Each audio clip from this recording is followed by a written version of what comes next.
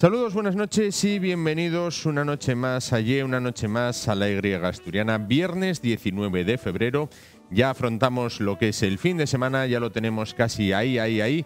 Bueno, pues es tiempo para ir rematando la semana y, como siempre, pues vamos a hablar con personas que vinieron desde muy lejos para vivir entre nosotros. Como siempre, tendremos representantes de alguna comunidad extranjera, en este caso de una persona muy ligada a las letras. Hablaremos de más temas. Podría contárselos, pero no. Voy a invitarles a que continúen con nosotros, que nos acompañen en este viaje por la Y. Ya saben, creo que ya lo han puesto mis compañeros, un crédito en el cual, bueno, se muestra, pues no, esta vez lo ponen a la vez que lo digo yo, un crédito en el cual se muestra la dirección a la cual pueden dirigirse para hablar tanto con nosotros como con nuestros invitados, ye@esasturias.tv. Con lo cual, ya hecha la presentación, ya recordado cómo se pueden poner en contacto con nosotros, solo nos queda pedir la cabecera y comenzamos.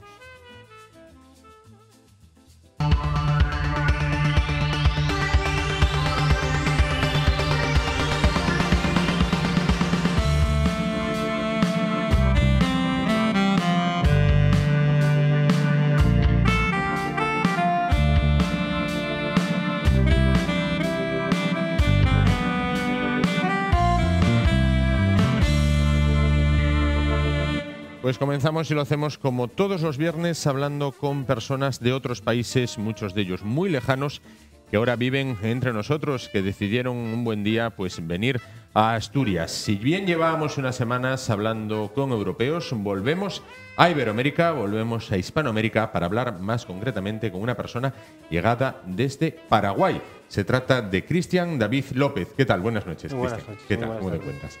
Bueno, pues, ¿por qué un día decidiste venir a Asturias? Bueno, es en el 2008. Bueno, realmente fue una obligación, una necesidad, ¿no? Como la mayoría de los jóvenes paraguayos, tenemos que, hoy en día todavía, ¿no? En pleno siglo XXI, ¿no? En el siglo XXI, nos sintamos obligados de abandonar nuestra tierra porque no tenemos posibilidad de salir adelante o no tenemos una oportunidad por conseguir los sueños que queremos, ¿no? Entonces, de alguna manera surgió una oportunidad para mí, en especial, de poder venir directamente a Asturias, a Oviedo. Y es que yo tengo una novia, entonces tenía una novia, y tenía una relación muy especial con ella. Y hablábamos todos los días. Yo estaba en Argentina entonces, porque antes de venir aquí, a España, pasé por Buenos Aires un año. Fue para mí toda una experiencia también, ¿no? Porque me sirvió para adaptarme a una ciudad grande, para luego venir y no tener ningún problema aquí. Entonces, al principio fue porque mi novia estaba aquí, ¿no? Y ella fue la que de alguna manera me trajo. Claro. Entonces, es muy fácil llegar a un rincón donde ya tienes a alguien que te recibe. Claro. Mucho mandan, ¿eh? Mandan tanto que te pueden traer cruzando el océano. Sí, claro. Si hay amor en este caso, ¿no? Claro. Siempre es una suerte, ¿no? Y yo estoy feliz por ello y no me arrepiento de haber venido. Perfecto. ¿Y cómo fue tu llegada? ¿Cómo te acogieron la gente aquí? En principio fue tuve mucho miedo porque estoy viviendo constantemente conmigo, pero tenía necesidad también de querer trabajar, de querer ganarme la vida, ¿no? Claro. Pero al principio tuve mucho miedo porque había una especie de fobia, ¿no? A salir adelante, a que la policía no te viera, por si podían cogerte y volver a enviar a tu país. Entonces, para mí fue muy difícil esos primeros años hasta que no conseguí mis papeles. Claro. Pero luego me di cuenta que en la sociedad misma, la sociedad asturiana, me acogía como uno más, sin preguntarme si tenía los papeles o no.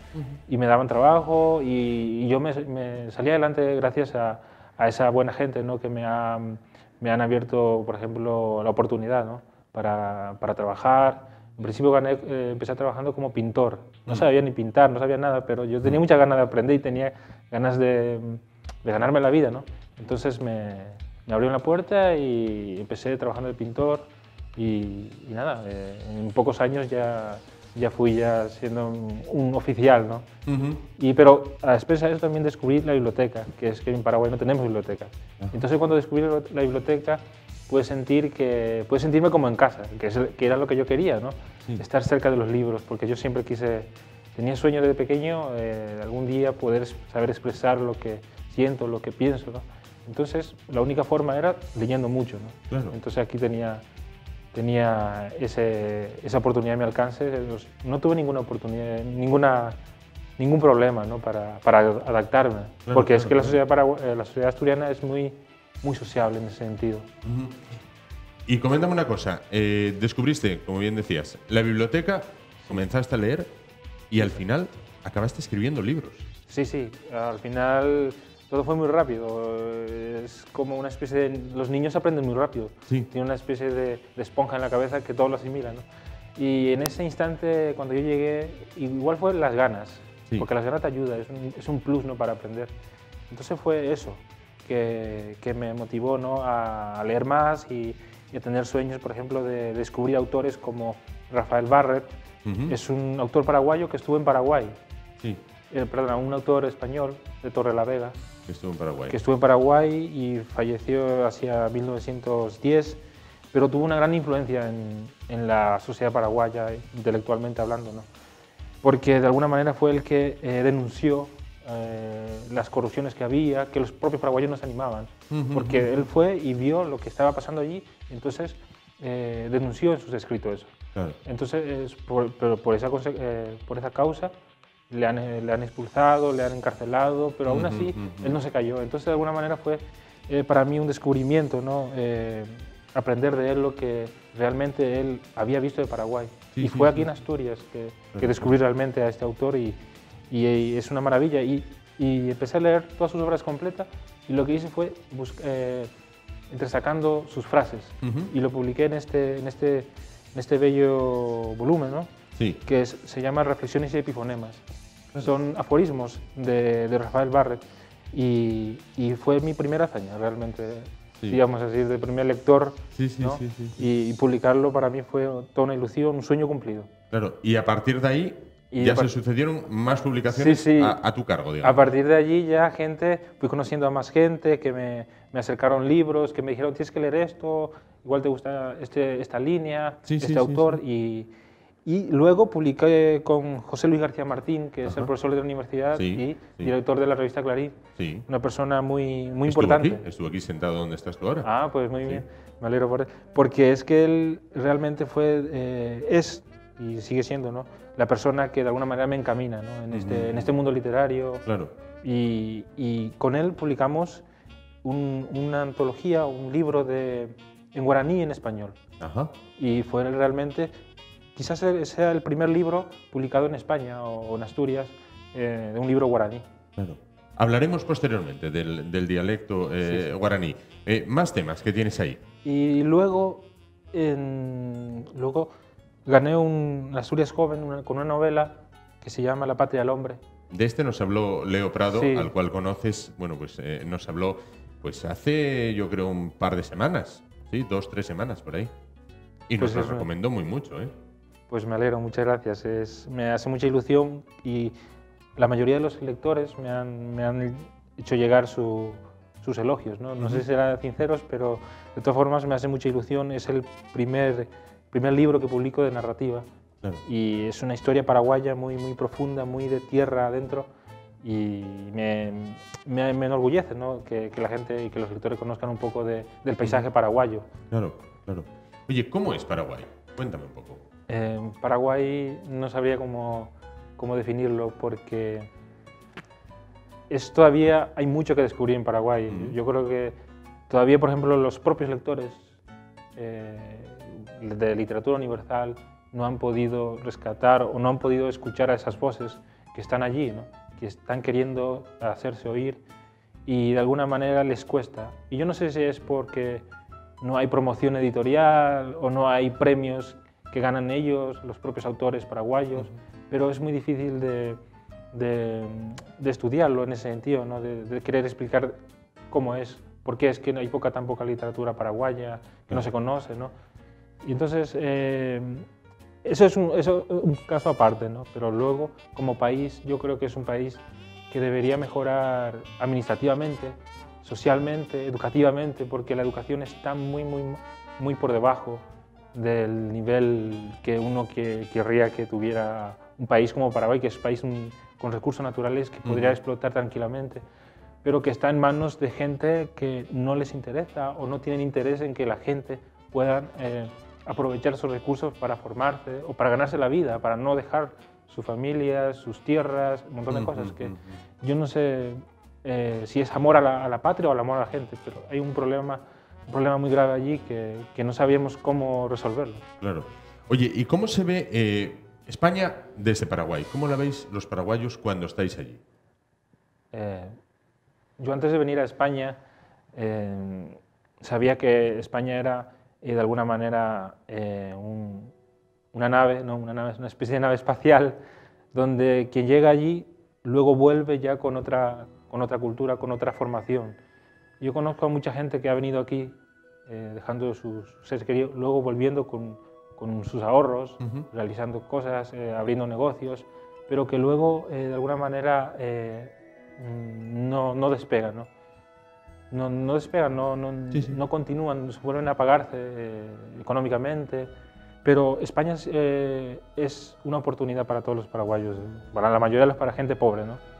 La gente que quiere de alguna manera encontrar una oportunidad. España yo lo llamaría, desde mi punto de vista, a España como una oportunidad. Claro, pero quizás se idealiza mucho sí, y luego la realidad es otra. Es otra. Ese es un problema con el que la mayoría nos encontramos. Venimos y te das cuenta que no era lo que la gente decía. Y mucha gente se queja y les escribe diciendo, no, por favor, no vengas, que no es lo que tú te imaginas. Es mejor allí aguantarte ahí, estar con tu familia, claro, salir adelante con lo que puedas. Luego vienes aquí, igual estás un año sin trabajar, claro, sin hacer nada. Lo que yo he hecho fue, me acuerdo, cuando no trabajaba, empezaba a dedicarme a estudiar, a leer, que es una forma de aprendizaje. Si no vuelves, y decía yo que, hombre, si no trabajo y no tengo ahorros, al menos llevaré conmigo la cultura que he tenido posibilidad de... Eso no lo voy a gastar nunca. Claro. Voy a tenerlo aquí dentro mío. No lo voy a gastar y no lo voy a perder tampoco. No, claro, eso es. Claro en ese sentido. Oye, por otra parte, el tema de las costumbres. Cuando llegaste, ¿qué costumbres de los asturianos te sorprendieron? Para bien y para mal, ¿eh? Pues es que no tenemos mucha diferencia, yo creo, en ese sentido, ¿no? Con Paraguay, por ejemplo, la comida o la forma de ser la gente, que es muy sociable, me fue muy familiar.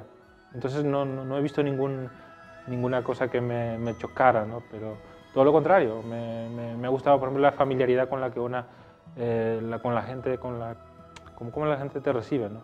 Con esa familiaridad, como si te conociera de toda la vida. De siempre, ¿no? Sí, claro. sí. ¿Hay muchos paraguayos en Asturias?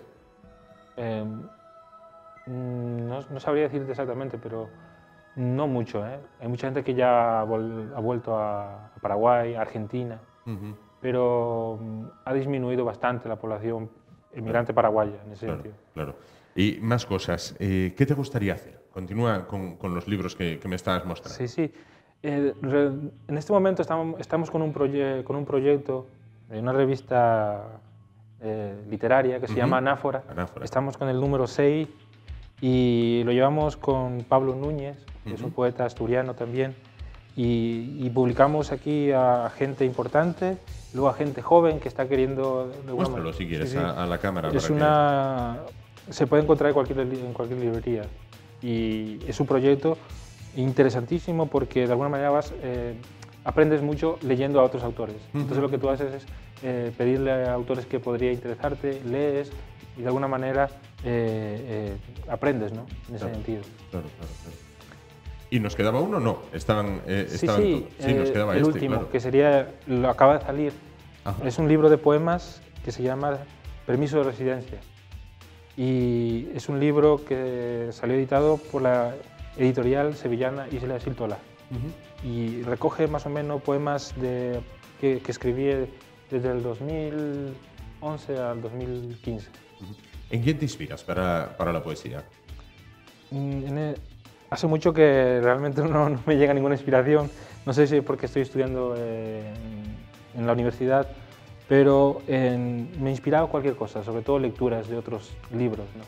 De alguna manera los otros autores que lees te inspiran, te dan ideas, o cuando escuchas alguna historia de la gente también, sobre todo algunas historias que publico aquí que se titula, que tiene temas de migración, sobre todo son temas sociales que me interesan muchísimo tocar en poesía, y son esos temas los que realmente me preocupan, ¿no? Y entonces, de alguna manera, trato de escribir sobre eso. Es un hombre joven, estás estudiando en la Universidad de Oviedo. A futuro, sí. ¿Continuarías aquí? ¿Volverías a Paraguay? Todo depende de las oportunidades que aparezcan, ¿no? Porque cuando eres una persona con un futuro incierto y con un pasado muy débil, y siempre te aferras a lo que te ofrecen. Entonces, mi deseo es, de alguna manera, el día de mañana, ahora estoy formándome, es un sueño más, ¿no?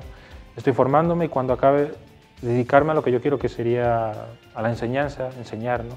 Si no pudiera, trabajar en una biblioteca, claro, estar cerca de los libros siempre. Claro, claro. Eso sería un sueño cumplido para mí. Así todo, los jóvenes paraguayos que tenéis la suerte de poder formaros, quizás también tenéis como el deber moral de tratar de cambiar vuestro país y tratar de sacarlo hacia adelante, ¿no? Sí, sí, fundamentalmente, porque es que realmente el cambio de Paraguay no siempre debemos esperar de los políticos, ¿no? Porque, no, el de España tampoco. Sí, como toda parte, ¿no? Realmente es que tiene que cambiar es la gente, la mentalidad de la gente. Si no te ofrecen, si el gobierno te ofrece la oportunidad de salir, pues de alguna manera tienes que luchar un poco, tener un poco de voluntad, ¿no? De cambiar tú mismo, ¿no? Ir mejorando, cogiendo lo que tú quieres, luchando por lo que tú deseas. Yo creo que la juventud paraguaya, eso es lo que le falta, ¿no? De alguna manera cambiar de mentalidad, cambiar de chip, ¿no? No esperar siempre que alguien te ofrezca algo, claro, sino que claro, de alguna manera lucha por ello, enfréntate a tus sueños. Un poco, no sé. parafrasear en este caso, creo que era Kennedy, no qué te puede ofrecer, qué hace mi país por mí, sino qué puedes hacer tú por tu país, ¿no? En este caso. Sí, sí, claro. yo creo que eso sería una estrategia esperanzadora, ¿no? para Paraguay. Claro. Oye, me hablabas antes del dialecto guaraní. Bueno, vosotros sois un país de ascendencia española, el idioma que se habla es el español, pero también hay dialecto guaraní, ¿no? Realmente es un idioma. El guaraní es una lengua oficial de Paraguay. Más del 80% de los paraguayos hablan este idioma y muchísimos lo tienen como una única lengua, como lengua materna. Sí. Como en mi caso, por ejemplo, mi lengua materna es el guaraní, lo hablé desde pequeño, es el idioma de mis sentimientos, como podría decir, ¿no? Y es una lengua que va ganando de alguna manera revalorización de parte de los paraguayos. Y porque de alguna manera los paraguayos tienen una especie de vergüenza, ¿no? De mostrar lo que son realmente, o lo que tienen, que es su propio idioma, su propia cultura, que de alguna manera lo identifican y lo hacen distinto, ¿no? Mentalmente, en la idiosincrasia, en las costumbres, en todo. Y entonces el guaraní ahora está teniendo una especie de popularidad, de valorización, ¿eh? De parte de los propios paraguayos. Lo están valorando, lo están hablando, lo están escuchando, lo están leyendo.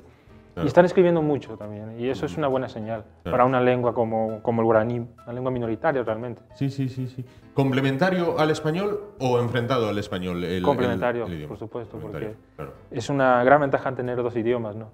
En un país es una riqueza incalculable para mí, culturalmente hablando y socialmente, porque nos comunicamos así en las calles. En Paraguay nos comunicamos hablando en guaraní. Claro. Para finalizar, en este caso, Cristian David López, nada, que me dijeras en guaraní, pues oye, me gusta estar en Asturias, por ejemplo. Asturias, Iterey. Muy bien, ya aprendimos algo más. Pues Cristian David López, muchísimas gracias por estar esta noche con nosotros, por acercarnos, bueno, lo que es tu creación literaria, por acercarnos esa experiencia vital, bueno, que viniste a Asturias por amor. Sí. ¿De qué otra mejor manera se puede venir, sin duda? El mejor Descubriste pasaje. la biblioteca, ahí te volviste a enamorar, en este caso, de los libros. Siempre y ahora, bueno, pues oye, después de comenzar por la pintura, pues en este caso cursas estudios en la Universidad de Oviedo. Muchísima suerte y muchísimas gracias por estar con nosotros. Muchísimas gracias por invitarme. Nada, por supuesto. Y nosotros nos vamos ahora a publicidad y dentro de un momento volvemos con más temas de su interés. Hasta ahora.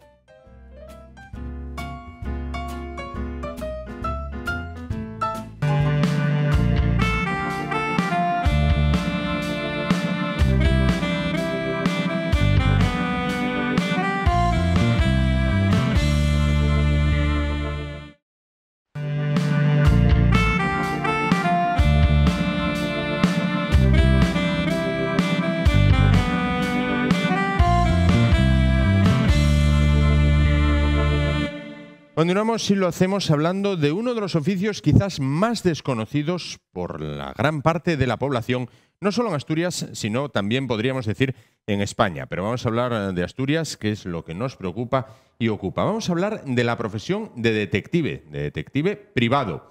Bueno, para hablar de ello se encuentra con nosotros un profesional del sector en Asturias. Bueno, se llama Carlos Argüelles Merés y es detective de Tesca Detectives. Bueno, pues nos ha pedido mantener el anonimato de su rostro, ya que, como podrán comprender, pues su empleo lo requiere. Vamos ya a saludarle. Por tanto, ¿qué tal? Buenas noches, Carlos. Hola, buenas noches. Bueno, pues junto a usted vamos a repasar lo que es la profesión de detective privado en Asturias, una profesión muy desconocida, y el primer dato para saber lo desconocida que es que ser detective es carrera universitaria.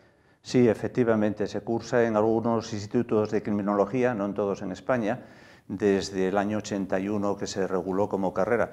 Es en España uno de los países más avanzados en el tema de la investigación privada. Hay una cosa similar en Bélgica y en otros países es una especie de formación profesional avanzada, pero donde más avanzado está sin duda es aquí en España. ¿De qué se ocupa principalmente un detective, por ejemplo, en Oviedo, en Gijón, en Avilés? Vamos a ver, el detective privado es un colaborador, digamos, de la sociedad. ¿Qué es lo que hacemos? Aportar pruebas. Normalmente a nosotros acuden tanto empresas como particulares, como licenciados en Derecho, abogados, graduados sociales, etc.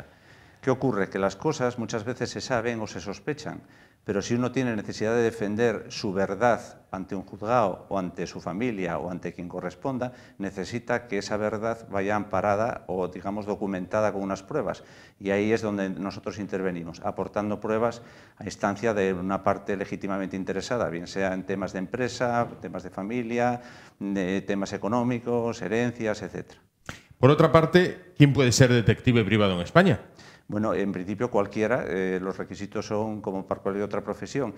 Suena muy peliculero, no tenemos nada que ver con las películas, es una profesión liberal, como otra cualquiera.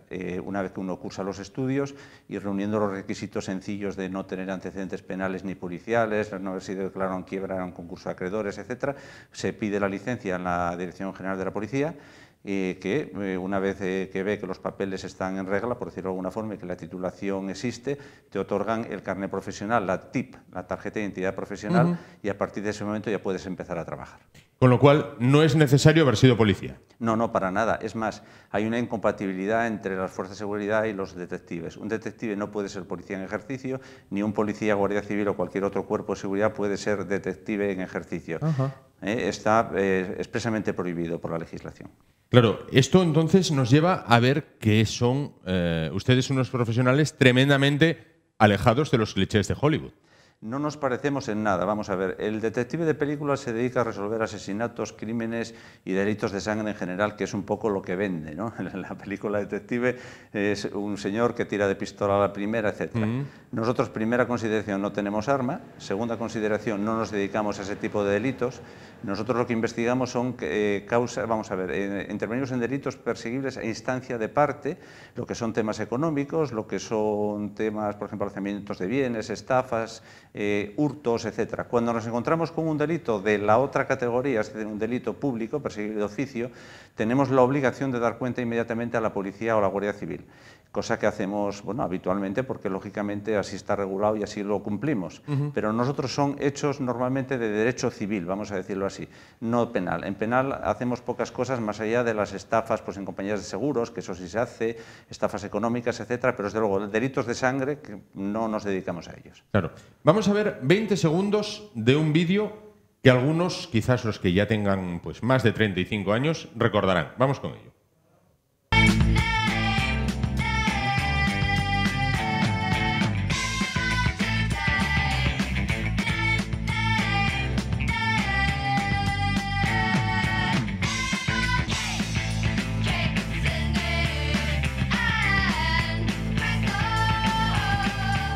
Bueno, lo habrá reconocido, se trata de Mike Hammer, aquel investigador que salía la noche de los domingos, creo recordar. Sí, sí, alguna el capítulo he visto. No tiene nada que ver. Pistola en ristre, sombrero en la cabeza, puñetazos por doquier y chicas, si una era guapa, la siguiente era más guapa aún. no tenemos nada que ver con semejante personaje. Bueno, afortunadamente. Afortunadamente. Nuestra profesión es de menos riesgo, para empezar, es más, claro, más tranquila, aunque muy dinámica. Vamos a ver, nosotros, por decirlo de un modo gráfico, ¿qué hacemos en temas de empresa? Pues mira, en temas de empresa, que es el fuerte de la agencia que represento, son temas de asentismo laboral, previos a la contratación de personal, lo que se llaman informes prelaborales, hurtos y robos de pequeña cuantía en empresas. Cuando se les va la mano a quien lo hace, automáticamente lo comunicamos a la policía, como ocurrió el pasado verano con una empresa del sector de alimentación que salió en la prensa, que fue detenido un encargado que, digamos, distraía presuntamente mercancías, etcétera. Está el tema todavía en los juzgados. Eso es a lo que nos dedicamos un poco para la empresa, también a la seguridad electrónica. Antiguamente, ¿qué es lo que hacían en las empresas, digamos, cuando te querían fastidiar? Pues bueno, se untaba a la secretaria. Ahora lo que se hace es sacarte la información vía Internet. Entonces lo que hacemos es blindar la información, seguridad electrónica, cosas de este tipo. Luego en temas de familia, pues lo que haces es mucho para modificación de medidas, para extinción de pensiones que, digamos, históricas que se están abonando y que el cliente sospecha que las circunstancias se han modificado, que por lo tanto hay que demostrar que una exmujer o excónyuge está trabajando o está viviendo con otra persona, o hijos con los que no se tiene trato, que ya son mayorcitos de edad y están trabajando, o incluso emancipados económicamente. Ese tipo de cosas son un poquitín lo que hacemos, aparte también de investigaciones de seguros y cosas de estas. O sea, nada que ver con MyHammer, desde luego. Claro, afortunadamente, como le decía. Afortunadamente. ¿La crisis nos ha vuelto a unos más pícaros y a otros más desconfiados? Mira, nosotros, por ejemplo, en nuestra web, cuando hablamos en el sector del seguro, el eslogan que empleamos es somos el antídoto a la picaresca. O sea, es increíble, o sea, la imaginación al poder, que diría que alguien por ahí popularmente. Desde gente que te finge unas secuelas portentosas y que luego le coges prácticamente jugando un partido de fútbol, a gente que se inventa un accidente, que, pues, por ejemplo, un camión incendiado dentro de una nave y resulta que el camión no entraba por la puerta, a cosas por el estilo que te puedes quedar realmente asombrado. O sea, la picaresca no tiene límites y desde luego, bueno, pues siempre, además, en el tema de seguros, la gente no tiene conciencia ni consciencia de que al final lo pagamos entre todos. La picaresca dice, como paga el seguro, aquí no pasa nada. Bueno, pues resulta que el seguro lo que hace al fin de año es decir, bueno, tengo X% de porcentaje de siniestros. Ese X% lo repercuto proporcionalmente en la póliza a todos los parroquianos que tienen coche o seguro de hogar y yo no pierdo. Claro. Ese es el fondo del asunto. Carlos, quizás si esta gente que se dedica a esta picaresca lo empleara en pensar en cosas positivas y en trabajar, ya hubiéramos abandonado la crisis hace unos cuantos añinos. Hombre, alguno desde luego, pues por ejemplo, si lo fichase Almodóvar, seguramente sería hoy un Oscar de Hollywood, no me cabe la menor duda, porque hay gente que realmente, simuladores profesionales de secuelas, que uno quedaría realmente asombrado, ¿no? Claro. Y luego gente que tiene una imaginación impresionante y que efectivamente, si esos recursos en cometer un fraude los emplearan en trabajar, digamos, honradamente, serían unos auténticos figuras en cualquier ámbito de la vida o de la empresa. Claro que sí, sin duda. Supongo que habrá para ustedes una formación continua para estar al día de las nuevas tecnologías. Sí, vamos a ver, antiguamente cuando el detective aportaba un informe, normalmente era un simple escrito que relataba unos hechos y ya estaba. Hoy en día eso ha pasado a la historia. Hoy en día el detective, como ha evolucionado la sociedad y ha evolucionado la tecnología, tiene que documentar lo que dice. ¿Y cómo se documenta? Cuando hablamos de seguimientos o de vigilancias de personas, lógicamente siempre se acompaña un vídeo y siempre se acompañan una serie de fotografías o de fotogramas que de alguna forma refuerzan lo que uno ha dicho, porque si imaginemos que un señor dice que es cojo y se aporta un vídeo, pues no sé, corriendo por la playa de Salinas por inventarme una realidad que ha ocurrido en alguna ocasión, evidentemente se acabó el pleito en ese momento, ¿no? Una imagen vale más que 1000 palabras y evidentemente hay que ir con ello. Y quien dice una imagen dice también pues documentos, pues por ejemplo cuando se trata de temas financieros, temas económicos, temas de estafas, alzamientos de bienes, insolvencias fingidas, hay que documentarlo. No vale decir este piso que está a nombre de otro es de él. No, hay que demostrar que se sigue viviendo ahí, que la persona que figura como titular tiene la relación que sea, bien de parentesco, de laboral, lo que sea, con el titular, e indagar en la operación económica del trasvase o de la venta, etcétera, etcétera, para intentar desmontarla y demostrar que la realidad es una y los papeles dicen otra. Pero eso es a base de un trabajo, digamos, casi científico y muy concienzudo de organizar y de documentar la información. Claro. Por otra parte, ¿lo de que se investigan cuernos por doquier entre parejas es más también leyenda o era más antes? Vamos a ver, eso ocurría antes. Antiguamente, la gente joven se echaba las manos a la cabeza y no me extraña, el adulterio llegó a ser en España delito. O sea, y además era delito solo en la mujer, cosa que realmente era, bueno, grotesco. Vamos a decirlo. Aberrante. Sí, por la palabra más suave que se me ocurre, ¿no? Sí. Hoy en día los temas de infidelidad, cuando alguien viene al despacho y nos lo plantea, digo, bueno, si quieres cargarte de razón me parece muy bien, hacemos la vigilancia, pero jurídicamente no lo necesitas para nada. Hoy la separación o el divorcio no es culposo. Antiguamente tenía que haber un culpable, ahora no. Ahora con que uno levante el dedo y diga, señores, hasta aquí hemos llegado, Sancho, la maleta a la puerta y se acabó, y ya está, ¿no? Pero sí que hay gente que te encarga este tipo de informes, no muchos, pero alguno hay, sobre todo para cargarse de razón. Imaginemos que hay que justificar una decisión como separación o divorcio en el ámbito familiar ante unos hijos, ante unos padres, ante unos hermanos, y decir, oiga, mire, esto no es una ventolada de noviembre que está aquí el viento de las castañas y me dio la locura. No, o está ocurriendo esto, y se hace, pero es minoritario. O sea, ahora en el ámbito familiar es más bien las responsabilidades económicas, es decir, yo estoy pasando una pensión a una exmujer o a un exmarido, que de todo hay. Y resulta que me entero que esta persona ahora vive con otra, trabaja, percibe unos ingresos, etc. Entonces, automáticamente necesito probar eso para acudir al juzgado y mediante un incidente de modificación de medidas, eliminar esa pensión, ir a extinguirla. De eso estamos obteniendo muchísimas sentencias favorables. Lo mismo de cónyuges, se puede decir también de hijos. Hace poco tuve un hijo de 40 y tantos años que pretendía una pensión del padre. Una cosa realmente grotesca también, que bueno, la sentencia le condenó hasta en costas. Era una cosa casi temeraria. Nosotros acreditamos, vamos, la vida que llevaba esta persona y no tenía nada que ver con la indigencia que decía vaya a padecer, ¿no? O sea, por ahí la importancia. Cuando uno va a un juzgado, yo a los clientes se lo digo gráficamente siempre. Vamos a ver, tiene uno que pensar que el juez tiene una parte a su derecha, otra parte a su izquierda, y lo primero que suele plantearse, me imagino, es de estos dos, ¿quién me estará engañando menos? Claro. ¿Y quién se lleva el gato al agua? Se lleva el gato al agua el que consigue probar que tiene la razón. O sea, no vale contenerla en justicia, hay que probarlo. Y ahí es donde entramos los detectives, que por eso colaboramos, vamos, muchísimo con los principales despachos de abogados. En el extranjero no hay despacho de abogados que no tenga algunos detectives colaboradores habituales. Igual que tienen a un procurador, o igual que tienen una secretaria, o igual que tienen... O un perito médico, o un perito de seguros, etc. ¿Por qué? Porque realmente saben y son conscientes de que la información es poder y que cuando uno va al juzgado hay que llevar pruebas. Y las pruebas normalmente son informes técnicos, bien de detectives, de peritos, de lo que sea, pero el detective ahí juega un papel importantísimo y cada vez está mejor visto y más valoran los juzgados, precisamente porque con las nuevas tecnologías las pruebas cada vez tienen mejor calidad. Para finalizar, Carlos, ha sido un placer conocer de cerca una profesión que está completamente mitificada para lo malo, digamos. Bueno, pues todo el mundo piensa que ustedes andan con la pistola dentro de la chaqueta o con la pistola colgando el cinturón, y no es así, o que viven una doble vida. No obstante, en todos los años que lleva usted de profesional, ¿ha vivido el peligro alguna vez? No, peligro físico nunca tuve conciencia de haber pasado por ello. Es evidente que pasas por situaciones tensas y sobre todo pasas por situaciones muy desagradables.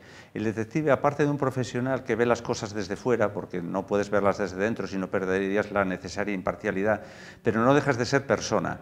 Y hay veces, pues en temas, por ejemplo, de familia, de malos tratos, sobre todo cuando hay niños por medio, pues cuando ves a una niña pequeña que su progenitor la tiene hasta las 4 de la mañana tomando sidra por ahí y la criatura durmiendo encima de las mesas de los bares, o cuando ves cosas de malos tratos o cosas de este tipo, no dejas de sufrir. Por eso muchas veces otra de las cosas que nos tiene que caracterizar es un poco la parte humana. O sea, tienes que estar en la sociedad, en lo bueno y en lo malo, y muchas veces tienes que servir un poco de apoyo moral a la gente que te cuenta cosas que a veces no son necesarias para el trabajo, pero que tienes que estar ahí a hacer un poco también de asistente social, de psicólogo. De hecho, nosotros en alguna ocasión hemos desviado a algunos clientes después o recomendado que vayan a un psicólogo, porque a veces las crisis personales, sobre todo en el ámbito familiar, bueno, acarrean luego unas secuelas muy desagradables. Sin duda. Pues Carlos Argüelles Merés, detective privado, detective de Tesca, detectives aquí en Asturias. Muchísimas gracias por estar esta noche con nosotros y por acercarnos lo que es su profesión, una profesión sobre la cual, bueno, pues se ha escrito muchísimo, se ha dibujado muchísimo, se han hecho muchísimas películas y nada más lejos que la realidad. son ustedes unos profesionales que son unas personas completamente normales y que prestan un servicio a la justicia y a la sociedad. Muchísimas gracias. A ustedes por la invitación y a su disposición. Pues nosotros nos vamos a continuación a publicidad, pero tan solo dentro de un momento volvemos con más temas de su interés. Hasta ahora.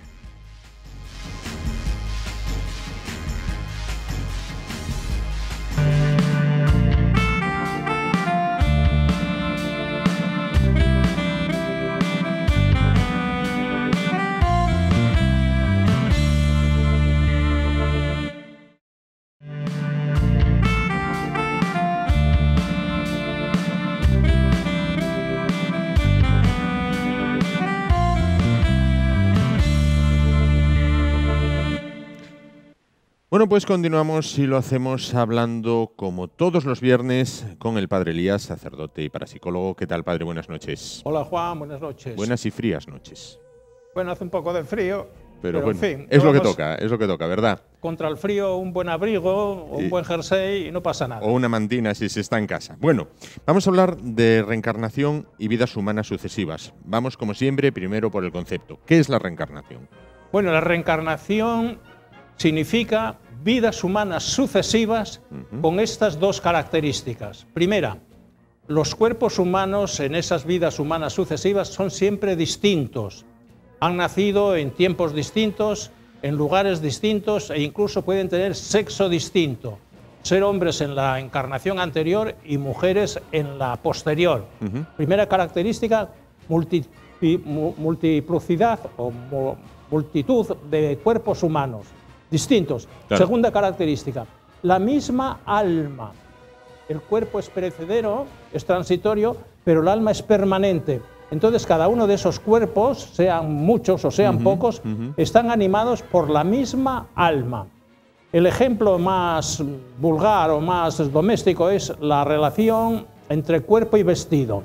Sí. Nosotros cambiamos de vestido muchas veces a lo largo del año, no digamos a lo largo de los 90 o 80 años. Sí. Sin embargo, el cuerpo sigue siendo el mismo. Claro. Pues lo que decimos de la permanencia del cuerpo dentro de la variedad de vestidos, podemos decir de la permanencia del alma, de la misma alma, dentro de los distintos cuerpos que integran las vidas humanas sucesivas. Comprendido. ¿Y qué hechos ciertos la hacen creíble? Bueno, esa es una pregunta porque hechos ciertos, no teorías, hechos ciertos. Aquí traigo un libro que se titula 20 casos que hacen pensar en la reencarnación. Voy a hacer un resumen de lo que significa el estudio de estos 20 casos que publican luego en el libro con el título 20 casos que hacen pensar. Primer hecho raro, paranormal. Niños que al romper a hablar, a los 2 años, lo primero que necesitan decir es a su madre y a su padre que ellos han vivido vidas anteriores, que los padres que tienen ahora no son sus padres. La madre le dice, niño, no digas bobadas, ¿cómo va a ser eso posible? Claro. El niño de momento calla, pero a los pocos minutos vuelve a repetir lo mismo, hasta tal punto es persistente en estas afirmaciones raras que la madre llama al investigador. Viene el investigador, escucha al niño, le dice lo mismo que a sus padres, prepara un cuestionario escrito y empieza a hacerle estas preguntas al niño. Vamos a ver, si has vivido vidas anteriores, ¿recuerdas el nombre que tenías? Sí, da el nombre y el investigador lo apunta. Sí, sí. Segundo, los nombres de tus padres y de tus hermanos, si has tenido hermanos, y le dan los nombres de sus padres y de sus hermanos. Tercero, ¿sabes el pueblo, cómo se llamaba el pueblo y si tenía calle, en qué número de la calle has vivido? Y le da la respuesta. Sí. Tu casa, donde has vivido, ¿la recuerdas? ¿Cuántas habitaciones tenía? Bueno, ¿cómo era? ¿Qué piso? Y da información sobre su casa. Y finalmente le pregunta, bueno, ¿te has muerto? ¿Sabes de qué te has muerto? ¿Muerte natural o muerte por accidente?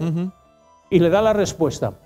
Con estas respuestas que le da el niño, se desplaza al lugar de los hechos, cuando es posible, y sobre el terreno confirma todo lo que el niño le había respondido a sus preguntas. Y aquí viene lo curioso, que hace pensar.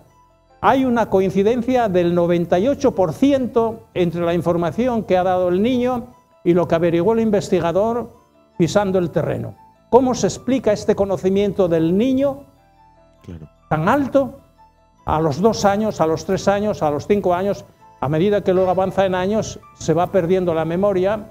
Incluso le preguntan varias veces cuando cumple 20 años o 30 años y ya a esa edad no recuerda nada. Pero durante los 5 primeros años tiene una memoria fuera de serie. Bueno, esto hace pensar, no hace creer ciegamente, pero sí que hace pensar. Claro, claro, claro. Cuando menos sí que hace, bueno, pues plantearse varias preguntas. Una de ellas puede ser la hipnosis regresiva y los recuerdos del más allá. Bueno, y había otro hecho que también es interesante subrayar. Una fenomenología paranormal. Doy 4 hechos paranormales. Sí. Primer hecho, las fobias y las filias innatas. Hay niños que nacen con un horror terrible al agua, por ejemplo, porque se han muerto en la vida anterior ahogados. O con un horror terrible al fuego, han muerto quemados. O con un horror terrible a los coches, han muerto en un accidente de coche. Estas fobias, este horror, este miedo instintivo, tiene una explicación lógica si realmente está recordando lo que le ha pasado en vidas anteriores. Claro. Las filias, o lo que llamamos hoy día las vocaciones. ¿Por qué un niño a los 3 años, a los 4 años dice que quiere ser marinero, que quiere ser sacerdote, que quiere ser piloto de aviación, que quiere ser médico? ¿De dónde le viene no solamente ese deseo, ese interés, sino el estar también capacitado para desarrollar o desempeñar esa tarea? Si ha vivido realmente en vidas anteriores como médico, es lógico que esté condicionado por esa vida anterior, ¿verdad? Las filias o las vocaciones. Sí. Otro hecho interesante, niños prodigios. Yo he estudiado el caso de Mozart. Sí. A los 5 años, Mozart era un genio en música, era un compositor, un creador musical, y era un hombre extraordinariamente hábil en el manejo del teclado y del violín. Sí. A los 5 años, ¿cómo se explica esa genialidad? Su padre no era un genio, ni sus abuelos, no es una herencia, ¿verdad? ¿De dónde le viene ese conocimiento tan extraordinario a los 5 años? Si realmente ha sido músico en vidas anteriores, es lógico que tenga ese conocimiento. Una predisposición hacia esa materia. Luego, habilidades manuales e intelectuales o lingüísticas. Por ejemplo, los que nacen con una habilidad extraordinaria para ser pintores o para ser dibujantes, sí, ¿verdad? Sí. O habilidad extraordinaria para aprender idiomas, ¿verdad? Hay personas, bueno, que a los pocos años, a los 7, a los 8 años, ya igual saben hablar 2 o 3 idiomas. Sí, sí. Entonces, estos conocimientos extraordinarios tienen una explicación lógica si realmente esa persona ha vivido vidas anteriores perfeccionando esos conocimientos. De otra manera, hoy por hoy no hay una explicación lógica. Claro. Y con respecto a esto, ¿qué nos permite la hipnosis regresiva? Bueno, la hipnosis regresiva plantea... vamos a definir primero hipnosis regresiva. Bueno, hipnosis significa, yo he practicado, tengo diploma en hipnosis clínica, significa que una persona con una influencia llamada magnética, con un lenguaje muy persuasivo, produce un sueño artificial. Sí. Y cuando produce ese sueño artificial y te impone su conciencia, te impone su mente, sus esquemas mentales. Te dice, por ejemplo, que estás muerto de hambre cuando acabas de comer opíparamente y sientes hambre. Sí. Entonces, hipnosis regresiva quiere decir que mediante la hipnosis o ese sueño artificial recordamos hechos pasados, por eso se llama regresión al pasado. Sí. Nos recuerda experiencias vividas en el pasado. En otra vida. Eso es. Entonces yo traigo el libro que en francés se titula Los recuerdos del más allá, y mediante hipnosis regresiva el autor psiquiatra ha experimentado con 30 personas. Sí. ¿Cuáles son los recuerdos que ha conseguido a través de hipnosis regresiva sobre el más allá? Estas 3 experiencias. Primera, al morir, al viajar al más allá, somos acompañados y guiados por algún familiar muerto nuestro, que lleve ya algún tiempo en el más allá, o por nuestro espíritu guía o ángel custodio, ¿verdad? No viajamos solos al más allá, sino que viajamos acompañados por algún familiar o algún amigo. Segundo hecho, adjudicación de destino en el más allá. No vamos a quedar donde están nuestros familiares, sino que nos incorporaremos al grupo del más allá que tenga y la misma afinidad vibratoria que nosotros, el mismo nivel de evolución que nosotros, ¿verdad? Sí. Nuestros familiares, si están más evolucionados, pueden hacernos visitas, pero en más allá hay separación según niveles de evolución. Hay millones de niveles evolutivos diferentes, entonces cada cual va al nivel vibratorio que le corresponde. Y tercera experiencia del más allá, continuidad en el aprendizaje, en la evolución y en el perfeccionamiento mental y espiritual.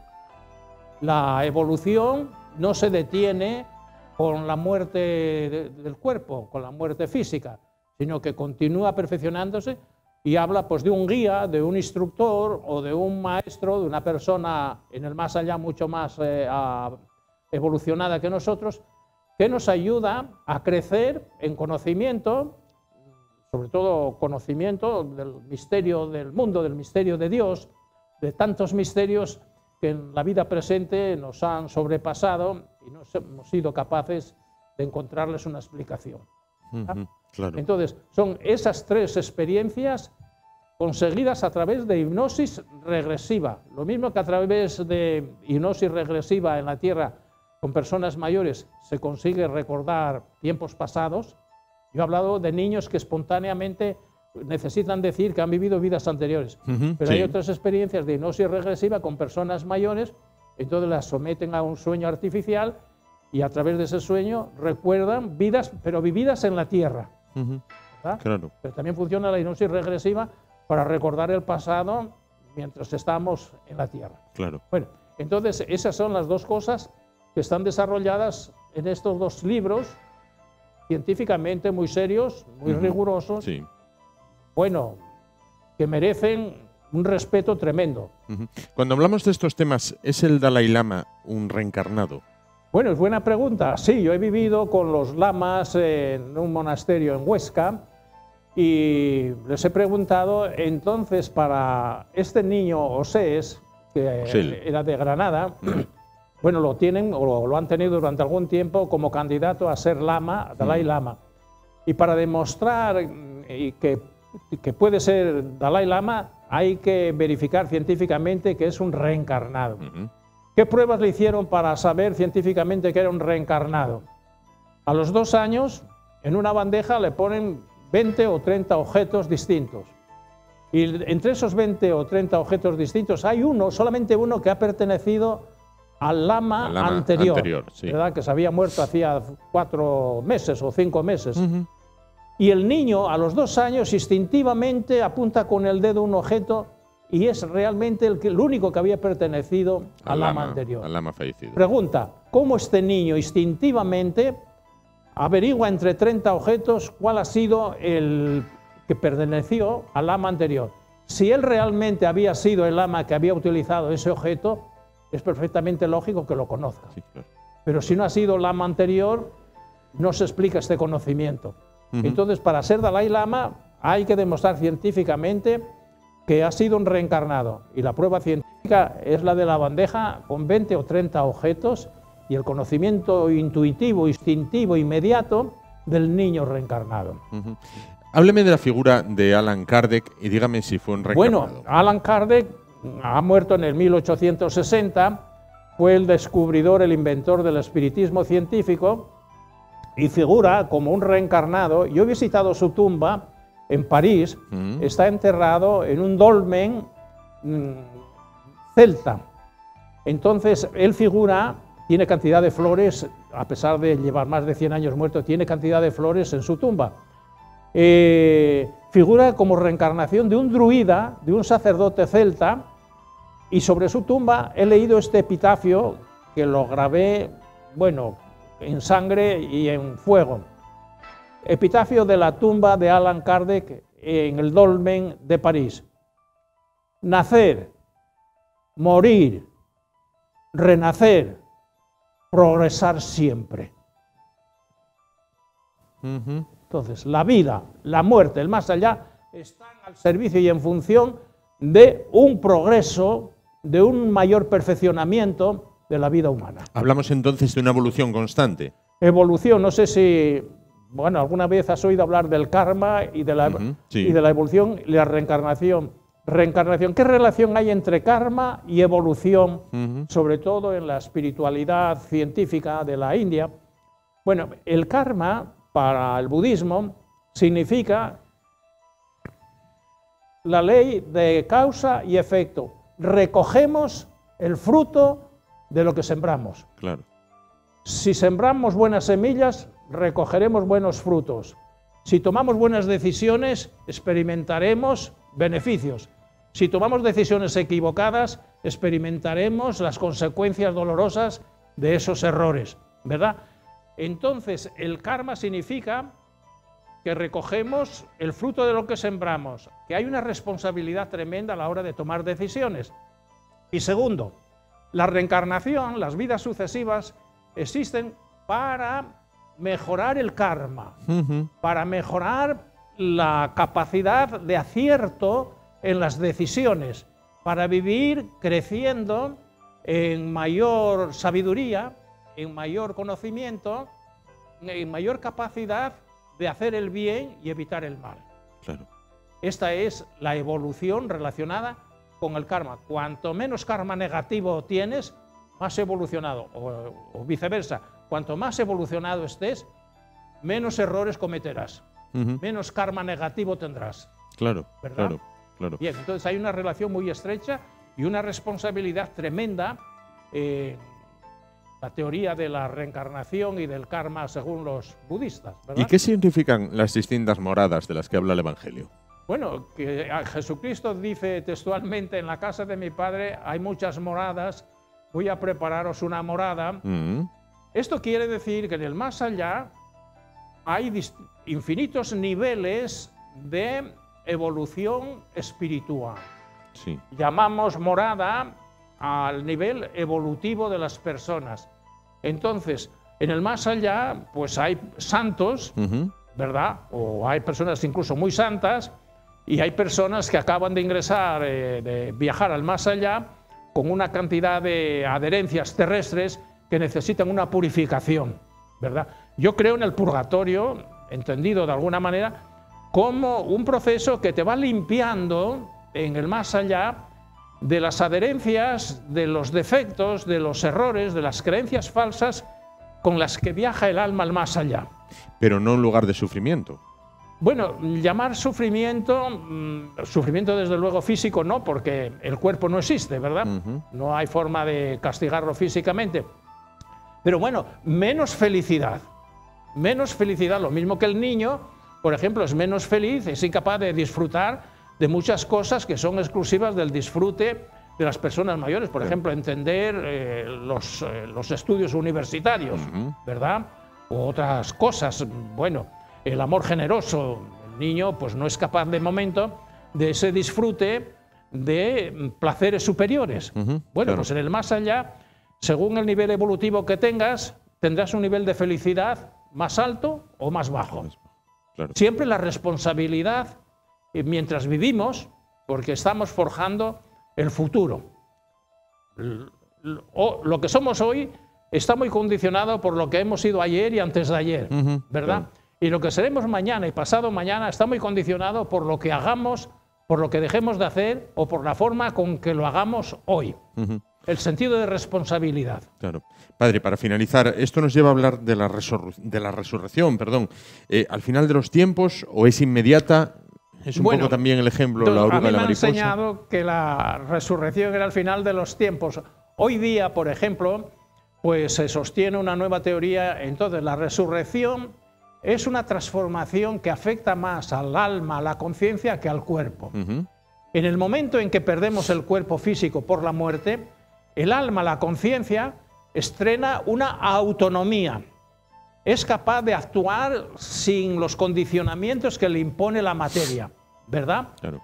El ejemplo más clásico de que ya dentro del cuerpo físico va nuestro cuerpo espiritual es el caso, científicamente cierto, de la oruga y la mariposa.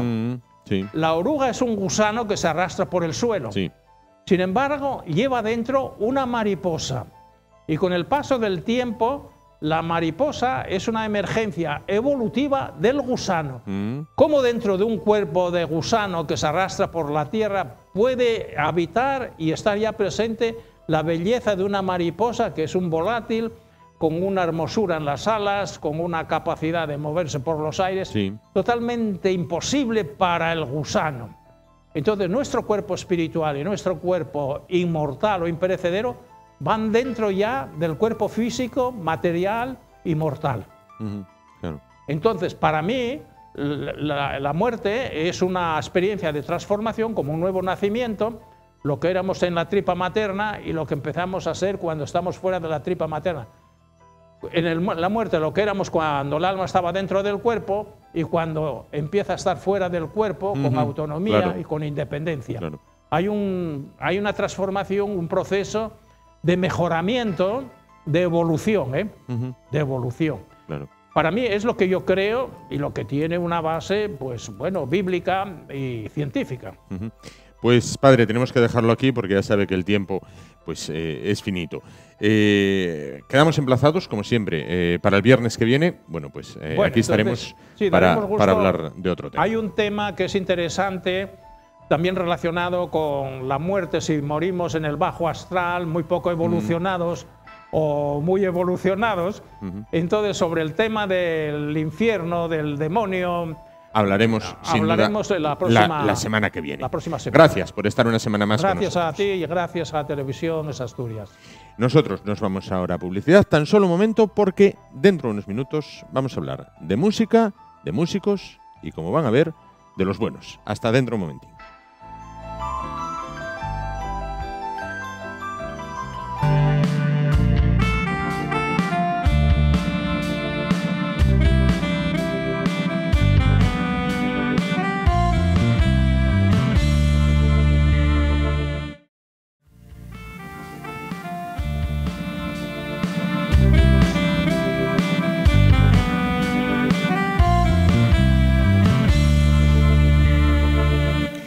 Bueno, pues para finalizar esta noche de viernes 26 de febrero estrenamos o modificamos un poquito el escenario y vamos a finalizar con música y con músicos. Y además, según nos comentan, música y músicos, y ustedes lo podrán comprobar luego, de los buenos. Vamos a hablar con Blues and Decker, que está integrada por 4 músicos. Quique Cueto como bajista, Diego Reyes como batería, Gustavo Pérez como voz y guitarra y Guzmán Lanza como guitarra. Se encuentran con nosotros 2 de ellos, en este caso. Gustavo Pérez, voz y guitarra, ¿qué tal? Buenas noches. Buenas noches. Y Guzmán Lanza como guitarra, ¿qué tal? Buenas noches. Bueno, vuestros 2 compañeros no han podido estar, pero bueno, están con nosotros, que es lo que se suele decir, ¿no? En estos casos.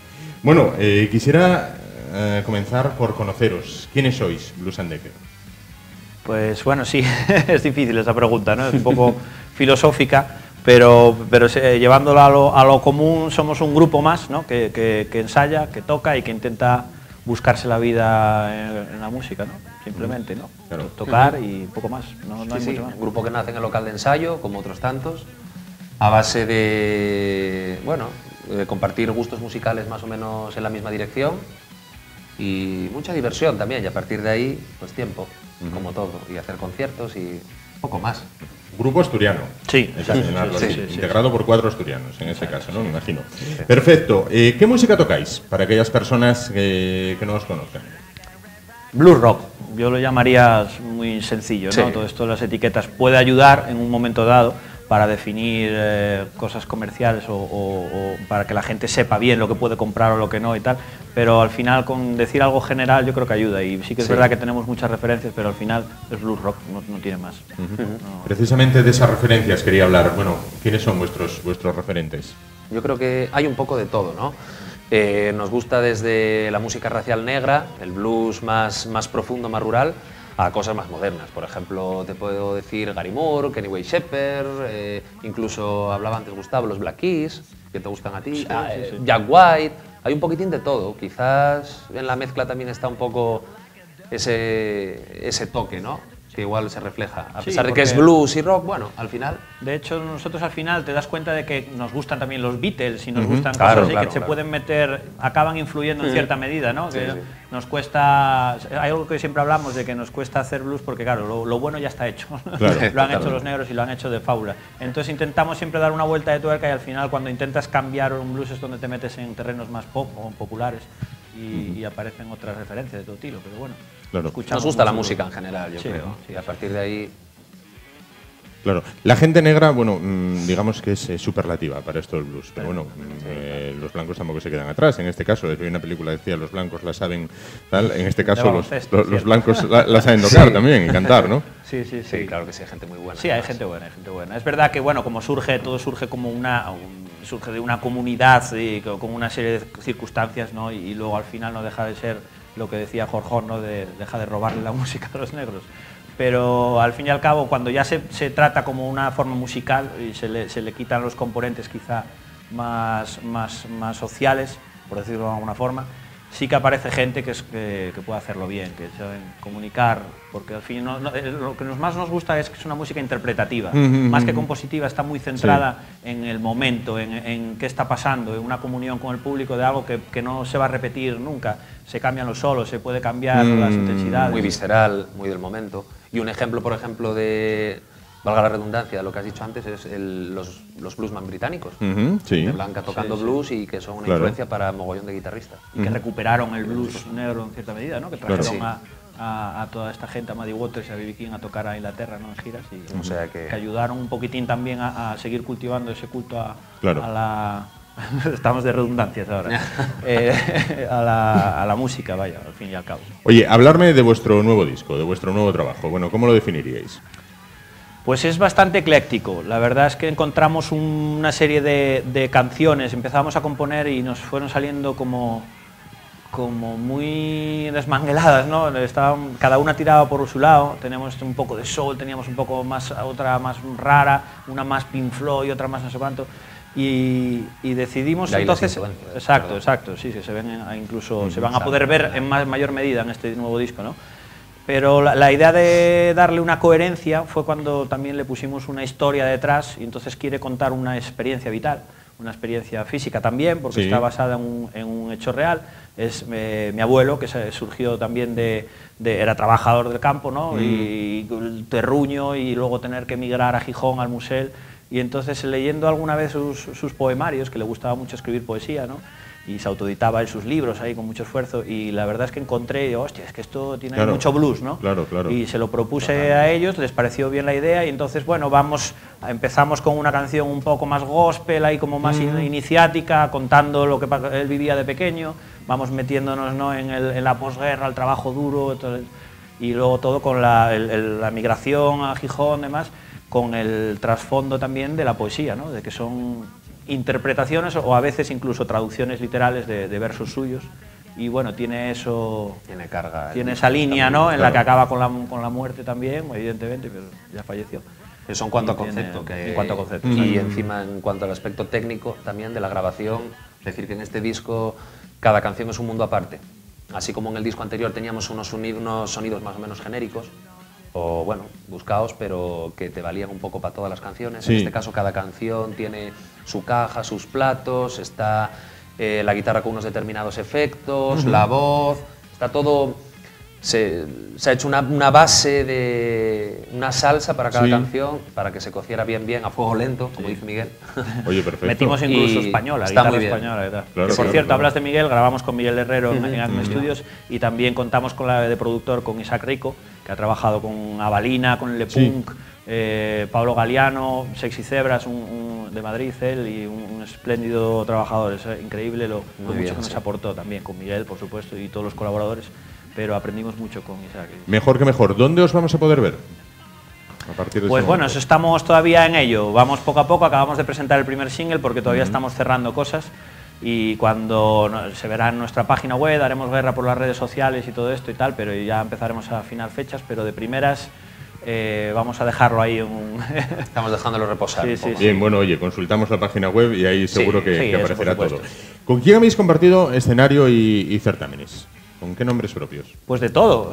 De todo, sí, sí. Porque es curioso, hemos hecho algún festival de blues específico y ahí es donde, si coincides, pues coincidimos con uno de los que más nos prestó, con Eric Bardon, ¿no? Que es verdad que a pesar de que está mayor, tiene un bolazo increíble, unos músicos increíbles, jugaron también incluso con cosas de jazz y tal, pero tuvieron un repertorio muy bueno. Coincidimos... José Luis Pardo también.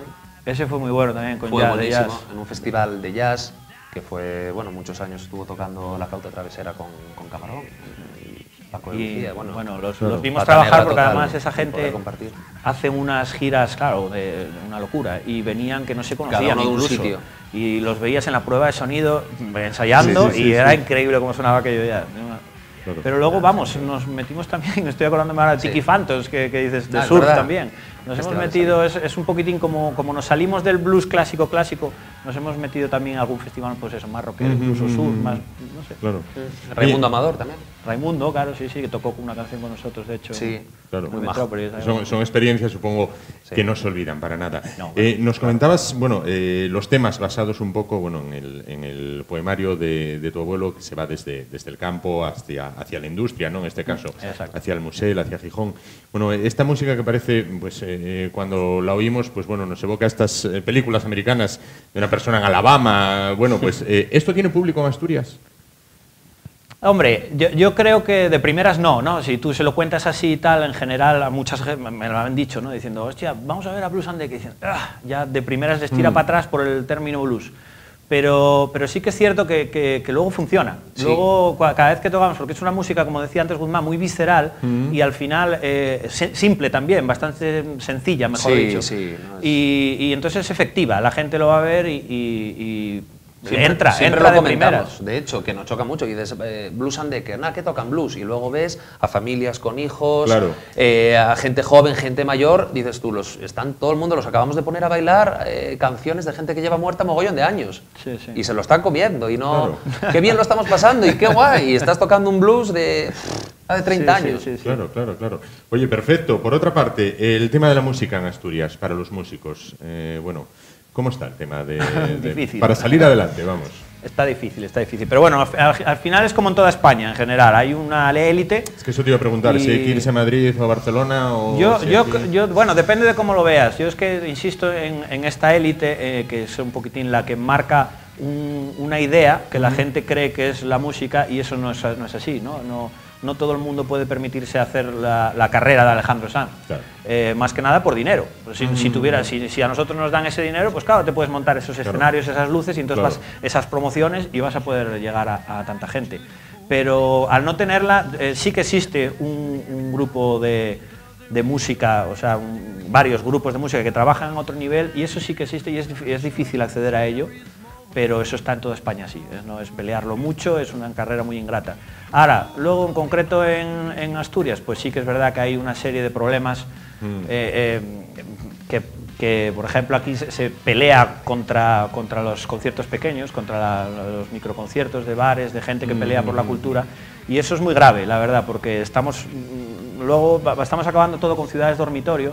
Y cuando luego la propia administración utiliza estas cosas en sus páginas web y de turismo y todo, diciendo qué guapo, oye, venir a Gijón, a Oviedo y escuchar y meterte en un bar y ver conciertos, y luego vas a por ello.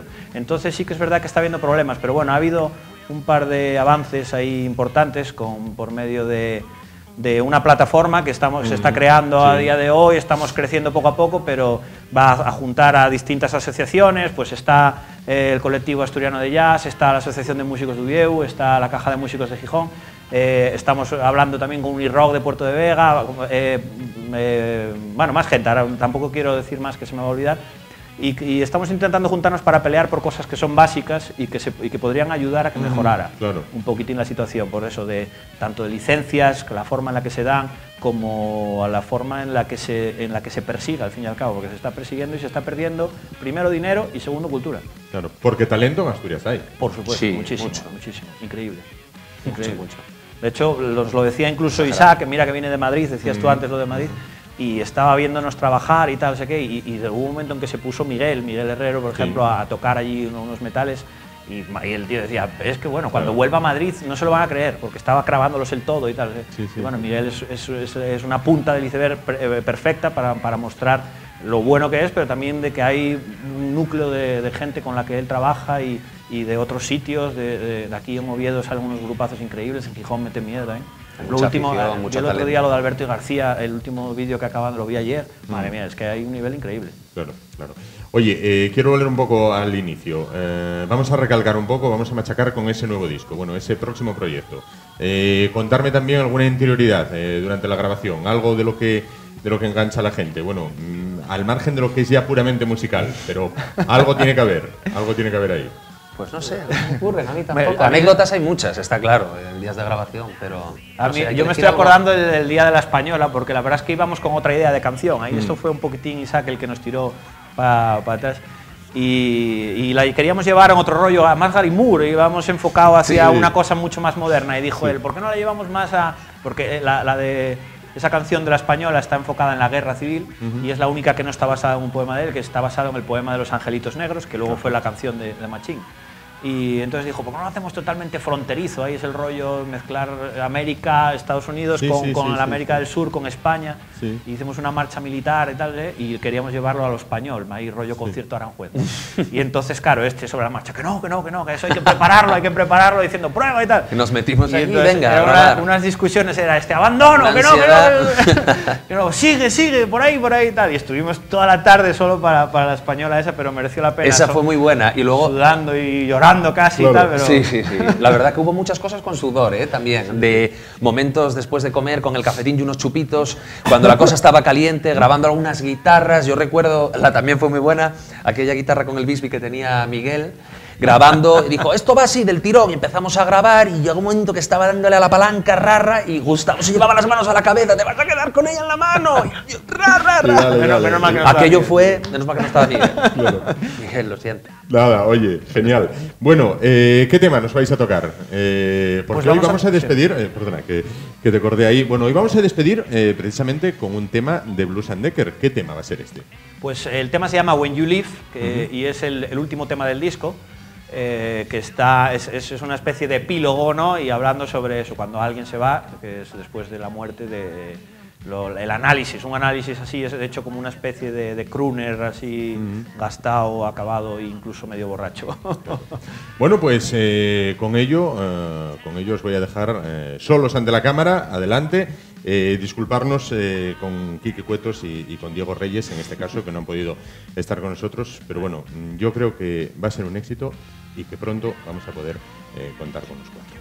Muchas gracias. Solamente echar de menos que producción nos puso una mesa muy chula, pero no nos puso ni un vaso de nada. Entonces, bueno, para la siguiente, qué sé yo, algo cambiante con blues. Los chupitos que hablábamos antes, un bourbon o algo de esto. Perfecto. Pudiera ser, yo soy más de hierbas, la verdad, un licor de hierbas. Oye, un terrón. Soy más clásico de aquí. Algo que haya, pues nada, perfecto. La próxima vez corre a cargo de la casa, ¿no? Que es lo que se suele decir. Muchas gracias. Y bueno, nosotros les vamos a dejar a continuación con Blues and Decker y ese tema. Nos vamos por esta semana, volvemos, ya lo saben, el martes. Será a partir de las 9:30 de la noche con temas que esperamos sean de su interés. Hasta entonces, les dejamos con la música. Gracias por su atención. Buenas noches.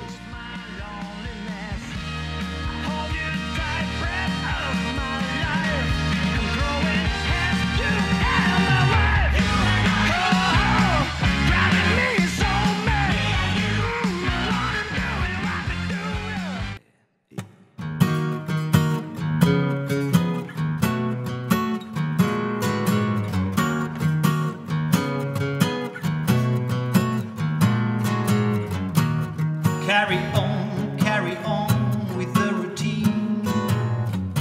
Pointed memories and sharp melodies. Without an ending, you can play the scene. Watching the telly and being at ease. Route north, the men get coffee. Tired soul.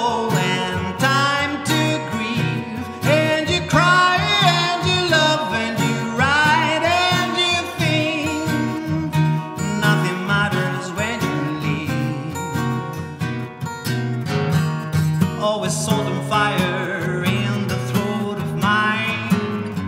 I let it be, but don't hide the reason why.